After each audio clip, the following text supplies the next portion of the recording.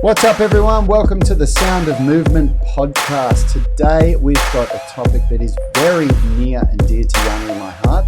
We're going to be talking about how to design better programs and why the typical sweat sessions that you or your mates are doing at the gym just absolutely suck. Stick around. What's up, everybody? Welcome to the Sound of Movement. We are absolutely stoked because we're back. Richie's behind the mixer, probably having to reconfigure everything that Rad messed up last week. But we're gonna, it's just so much easier when we've got someone who knows what they're doing behind the tech. So Rad and I can focus on just over-delivering on content. So this is an awesome series this week. We're talking about how to design better programs all week, and we're gonna, it's very hard for us to do this without poking holes in a few things that we dislike about the industry. So we're just gonna do it. We're gonna throw some stones. But before we start throwing, and I've got a big bag of stones sitting beside me to throw. We would love to just give a big warm welcome to everyone on the podcast who are listening. We're getting such good feedback from people, a couple of our tribe binging our podcast. I bumped into someone in the street on the way to the gym today who is listening and loving our podcast. So thank you very much, everyone. Make sure you give us a 5-star review. Please, please, please. It really helps with the ranking. It's going to get our content out in front of other people. That's the one thing that you can do that will really help us. And also, if you're on YouTube watching the replay, smash that like button. It helps the channel big time. And let us know in the comments what you think about today's discussion. It's a very opinionated and subjective discussion, so we want to know what you guys think. And most importantly, huge welcome and big shout out to everyone tuning in on the Movement Mastermind, the UMS Movement Mastermind Facebook group. You can see we got Clay. What's up, guys? Welcome back. Vinny Brown. Hey, guys. If you are watching live, let us know in the comments where you're tuning in from so that we can give you a shout out. How are you, Rad? How are you, Richie? I'm great. Well, it's great to have Richie back. I feel so much more relaxed. I'm good, and it was great being away for a few days in Byron. Yeah, Richie went up to Byron Bay for schoolies week. He finally finished school. It's for those of you who don't know, in it's like spring break over here. Schoolies is when all of the people that graduate higher school education. You do get some toolies who are toolies that we call who are a bit older. That's probably toolies, Rich. Yeah, but it's where all the high toolie. School people that just finished year 12, which is the end of high school in Australia, where they go to celebrate. So Richie was up there scoping out all the 18-year-old girls, all the young babes. Yeah. Come on, guys, come on. No, in all fairness, he was up there with his girlfriend, and they actually stayed a little bit out in the country to get away from the hustle and bustle. The toolies. Amanda Ryan saying hello from St. Louis, USA. That's awesome, St. Louis. So let's kick things off with the story that you just told me, Rad, this morning. Well, look, we've I love this story, and it really just reinforces what what we believe here. But it's I just want to give a little bit of context to this story. Yanni and I have been personal trainers for 17 years. Richard's been a personal trainer for 8 years.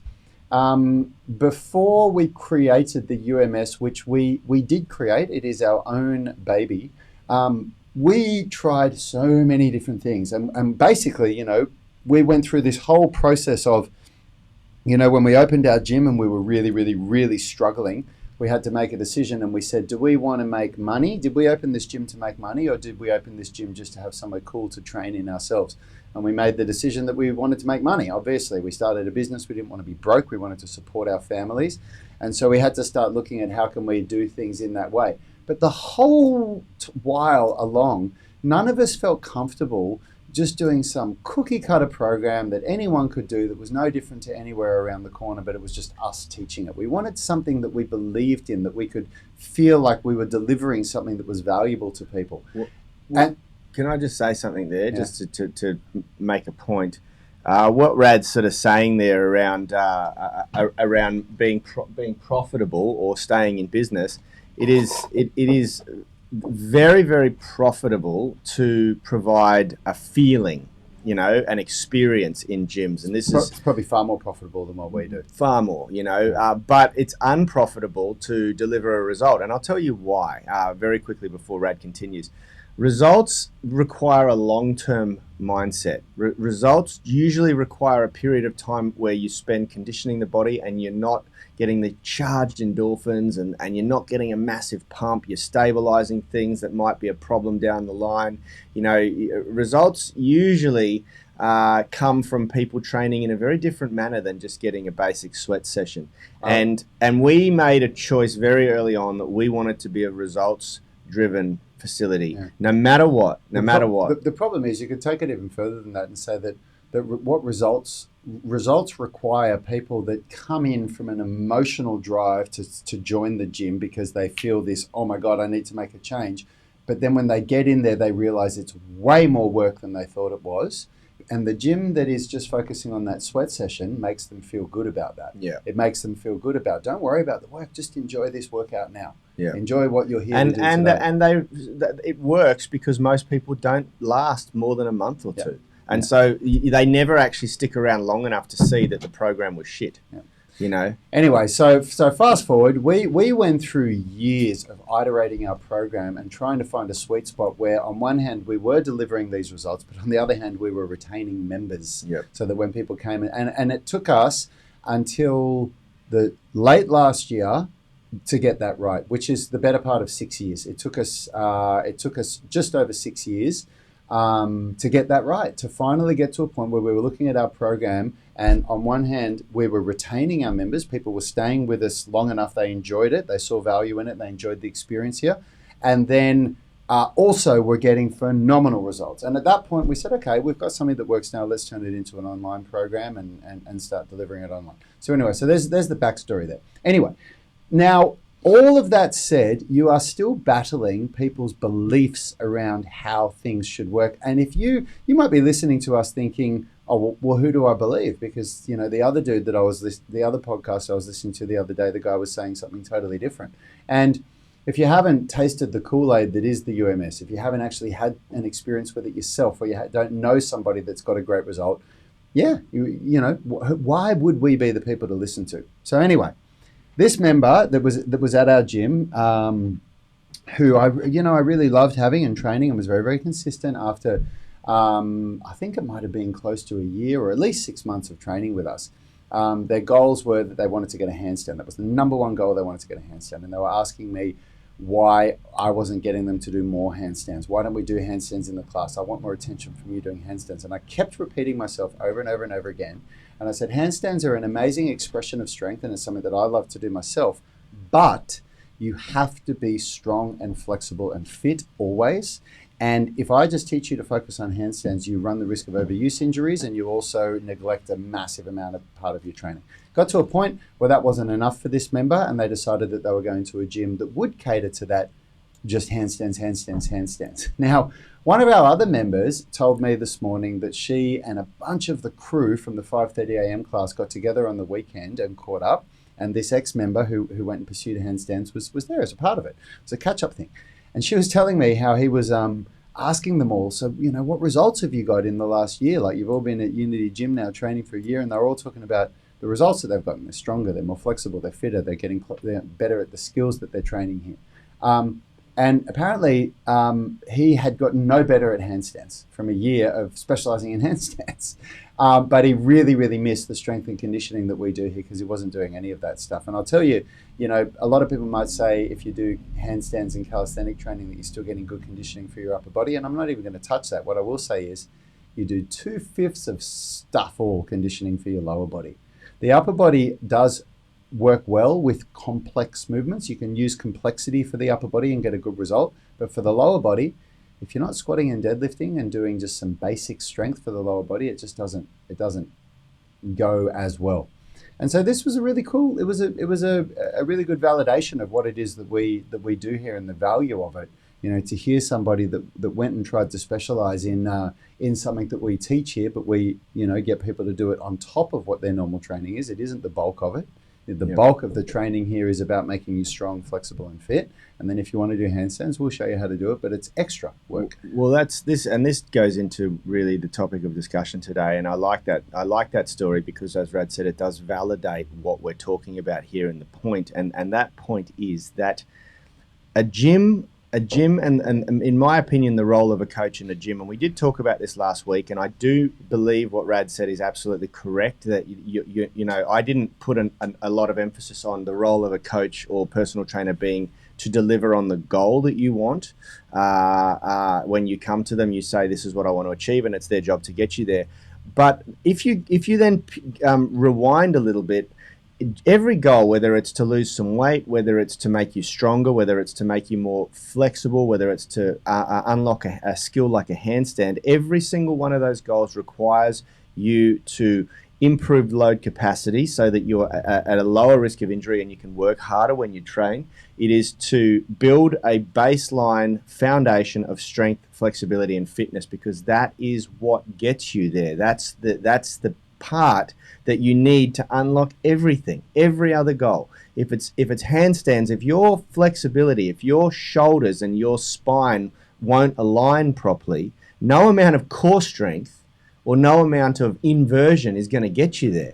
You have to work on that first problem, that first hurdle, which is the flexibility. And I actually know the specific case we're talking about here, and I know that is a major limiting factor in our friend's body. Is the mobility and flexibility to just align in the handstand, you know. And 9 times out of 10, when you correct that, the handstand comes very easily. But the hard work is in correcting the posture and correcting the flexibility. And that can take quite a while, especially in the individual's case where you're, beyond the age of 30, 40, and you've got a lot of work to catch up on because you haven't been working on that flexibility all your life. You haven't set that foundation up yet. So now you have to do it in a later age when your body adapts a little slower, you know. Yeah. And so I really can't emphasize this enough. The first initial role of a coach is to get you to a lean body composition, which we call fitness, you know, improving fitness, because the body composition improvement generally comes from doing a little bit of cardiovascular exercise, burning a few calories, and through nutrition intervention. And then, but beyond that, to get you strong and flexible. And those 3 things, strength, flexibility, fitness, creates a foundation of all 3 of the key attributes for athletic performance that you can deploy into anything. And trust me when I say this, every other goal comes really easily after that point. Yeah. You know, if you want to then really enhance your physique, like get down to a body composition where you could, you know, stand in front of a camera on stage and make other people look overweight, then it comes after that. You know, if you want to then master movement skills, really, really complex movement skills like hand balancing and calisthenics and locomotion and flow, all of that comes after building the foundation. You know, everything else will come easily once you've got that foundation of strength, flexibility, and fitness. And remember, with fitness, I do categorize a healthy, functional body composition where you're probably like below 12 or 13% for a male and 15 or 16, maybe 18, 20% for a female, you know, because anything above that, everything else is a little bit harder. It's a little bit harder to do. You're carrying a little bit, like a couple of kilos is such a big difference when you're trying to control your body weight, you know, I just think that unfortunately people are preyed on by business models where it's like, we'll furnish your thirst for that skill so that you feel like you're doing it and you're getting there, but you're not, because they haven't addressed the key elements that you, and it takes years and years of being a good coach to be able to identify what people need and how to remove that roadblock from their body, you know. And then to program and periodize a program that's going to use progressive overload and super compensation and all these elements that will get them there, you know. And then for the rest of the people, they go and they get a bit of a sweat session going. They might get a bit of a pump, but you know, then they're not actually achieving anything really, really profound. Yep. And Yep. it just sucks because people don't know why then, and they think it's them. They think it's it's my body. The amount of people that have told me, no, I just can't do that, or I just can't do this, or my body doesn't lose weight. I've got like genetics that prevent it from happening, or whatever else. And you're just like, oh man, come on. And the problem is there's an entire massive issue going on in the whole industry that people need to be aware of. One of the first ones is that as a trainer, as a coach, the first hurdle is that most coaches don't even know this yet. So, a lot of coaches don't even understand that complexity is not the solution for somebody that's earlier on in their journey with strength, flexibility, and fitness. Then the next issue is that the coaches that do know it understand that it's actually not a good way to make money, is to be telling people the truth. The better way to make money is to be selling lies. And I don't think a lot of coaches actually will say that to themselves in their head. So I'm going to lie to people because I'll make more money like that. But they will probably more go, well, I know that I'm not going to keep many clients. If I get them in and I break them down and show them what's really ahead of them, I'll get more clients if I just make them feel good and give them what they want to do. Yeah, and give them what they want to do rather than what I know that they need. So there's your first issue. Then the next issue is that for those of you that are listening, that are people that are looking for a good coach, you have been geared to think that you can get this stuff easily. Quickly. There's this thing that's been sold to people for years and years and years now, that results can come quickly if you get the right system. So there's a 30-day challenge that you can do that's going to get you a better result quicker than what we can deliver. Why? Because they're promising it to you. And who are you going to listen to? But these people have got pictures of drop-dead gorgeous people on their marketing, and they can get it for you in 30 days. So you don't know better. I'm going to go with those guys. They told me they can do it quicker. So there's this whole mentality that is around this results quickly. And, if you really want to get something out of this, what you want to understand is that, if we go back to this example of our ex-member who pursued this hand balancing thing, the handstand is an amazing way to motivate you. But where you need to understand where the value of a good coach is, and what you need to stomach some humble pie here, is that a good coach will say, okay, you want to do a handstand? Let's have a look at where you're at. And then they'll identify the weaknesses in your body and say, okay, we're going to work on these weaknesses to make them strengths. Yep. Now, for some people, that actually means that your training isn't going to resemble anything that looks like a handstand for months, maybe sometimes even years. You're going to be doing things that are designed to overcome weak wrists, weak elbows, weak shoulders, lack of core strength, a lack of postural awareness. Handstands where you're using the wall for a very, very long time so that you can learn how to get the line and build volume in the correct position, rather than just freestanding handstands where you spend an hour kicking up and you barely get 1 5 or 6 second hold, and you think that was a good session because last time you trained you only got a 4 second hold, but this time you got a 7 second hold. And but your back is all over the place. And it's a really hard thing for you guys to understand. And maybe what we're saying to you feels demotivating, but you shouldn't feel like that. You should feel like there's so much bullshit in the industry out there that if you find people that are telling you how it is, man, I think about this, right? It's almost the end of 2020 now. Yeah. How quickly did 2020 go by?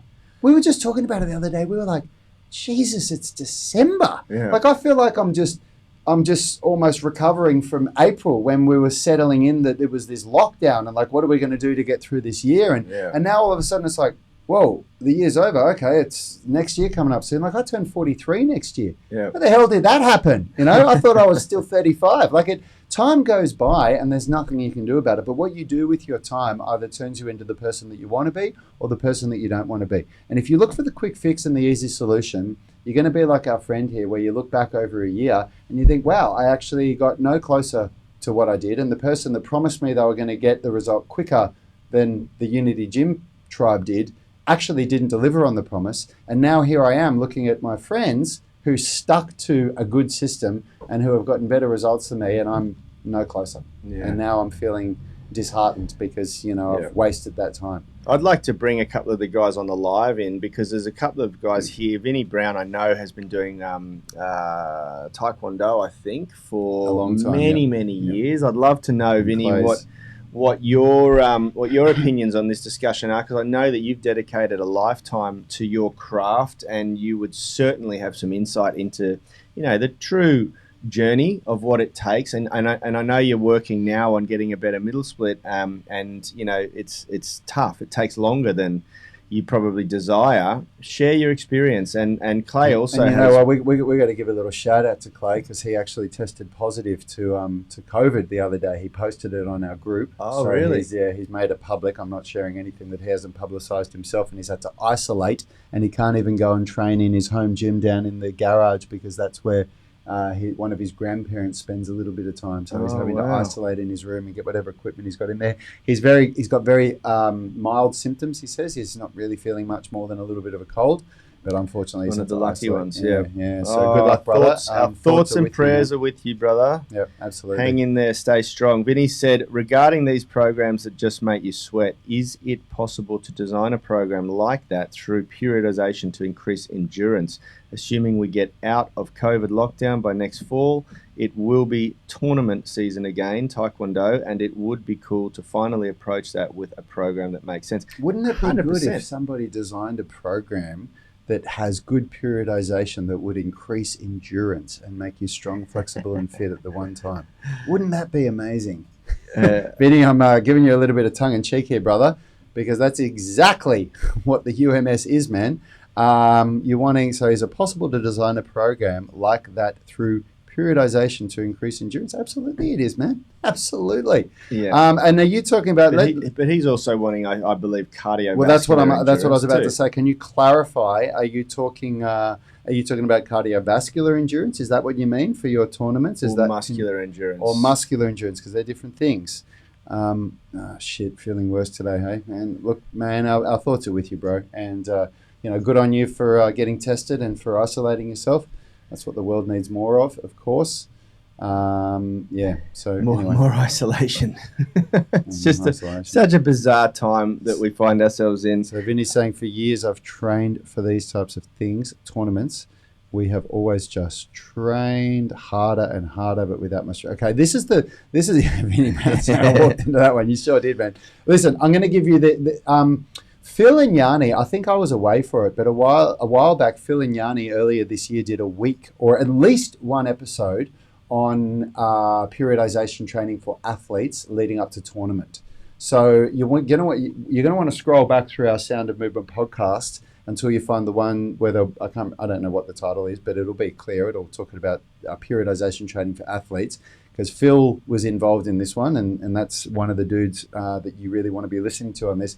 But in a nutshell, the way that you want to be periodizing for tournaments is that you want to have you basically, where your tournament starts and where you are now, and then you reverse engineer your program so that the week before the tournament, as in 7 days before, you peak with the difficulty of your training, and then for the last week of your training, you taper right off and you allow yourself to super compensate, and you basically just do general flexibility and movement style training for that week. You're not trying in that week before the tournament, you're not actually trying to increase strength or increase fitness or increase anything, because you're not going to make any major gains in a week. But what you are going to do if you do it the wrong way is you're going to fatigue yourself before the tournament, and you want to be fully rested and fully recovered for it. So then let's say you've got a 12-week period before that. You basically create a program that periodizes where the intensity of everything gradually increases over each week. And in a nutshell, that's what you do, Vinny. And the UMS, you can use the UMS to achieve that. Specific to Vinny, he's saying here he wants cardio endurance. Yep. And there is a hell of a lot of really good literature. I've thrown them all out now, but I used to have dozens and dozens and dozens of the International Journal of Strength and Conditioning. I used to subscribe to that publication, and they did and then with the journal you could also get an additional magazine which just highlighted the most popular or maybe a dozen research papers that were published in the journal for the month, and one of those magazines was on fighting fitness specifically, and they talked about how, and I was very interested in this back then because I was still boxing at the time, and they talked about how to periodize and train athletes for fight sports, boxing, martial arts, things like that. And they tested all different types of cardiovascular training, steady state, intervals, all sorts of stuff. What they found was that what they called fight intervals, high intensity intervals, were by far superior for preparing for physical preparedness for fighters. And that basically looks like you mimicking a fight round, building up to the time, and then building up to doing about a minute extra. So if your competition rounds are 3 minutes, you start by doing 1 minute of total time, and it'll be 10 seconds of kicking the bag non-stop, and then 10 seconds of just shuffling, just footwork shuffling, so low intensity, then 10 seconds of absolute burst high intensity, and then 10 seconds of low. Or you start with an easy interval of 10 seconds or 5 seconds of what we'll call loading, which is the actual punching or kicking, and then 20 seconds of shuffling and just basic footwork, and then 5 seconds on. You do it for a minute, and then you slowly build up to doing it for 4 minutes over a period of the time that you've got, and you reverse engineer the two intervals. So you might start with 5 seconds of fighting and 20 seconds of shuffling, and eventually you want 20 seconds of shuffling and 20 seconds of fighting and 5 seconds of shuffling. So over that period of time, you are building up your tolerance to doing specific, very specific movements to your sport. So for Taekwondo, it's kicking the bag or whatever it is, And it worked insanely well for me. I structured a whole program around that, and it worked really, really well. Yeah, and it's so much less complicated than what you think, man. It really is. It's just a matter of, like, you have the end goal, which is in that 7 days before the training, is that you are basically doing several of those 3 minute or 4 minute round, basically exactly what you would normally do in the competition. And you'll do a couple of them, and you do them at full intensity, like what Yanni said, and you just reverse engineer it, where you create from day one is something that you could do now, but it would challenge you, but it wouldn't kill you. And then you just fill in the gaps. Each week it just gradually increases with the workload that you do, like what Yanni said. And it really works. Now, very quickly on what you've said here, Lowell, it's hard to find people to compete with at my age group, over 50, so I might have to fight with the young whippersnappers. Now, you can absolutely compete at a high level with the younger guys, but you have to work harder. And there's 2 elements to your fitness that you have to work extremely hard to do, which a young person will have over you by default because of their age, and that is tissue and bone density. So you have to work extremely hard to condition your tissues and bones, things like running, impact, and literally hitting hard surfaces, like the heavy bag, with the parts of the body that are going to take hits, which are going to be, where you block, where you defend, all sorts of stuff like that, because you're going to naturally have your tissues becoming softer and less dense after the age of 30, and unless you stimulate it by actually impact with impact, then it's going to soften. So that's the first thing, and then the second thing is you've got to absolutely smash your cardio and strength and flexibility, so creating that athletic foundation, strength, flexibility, fitness. And if you do that properly, brother, then you actually are going to compete better than them, because you've got more skill.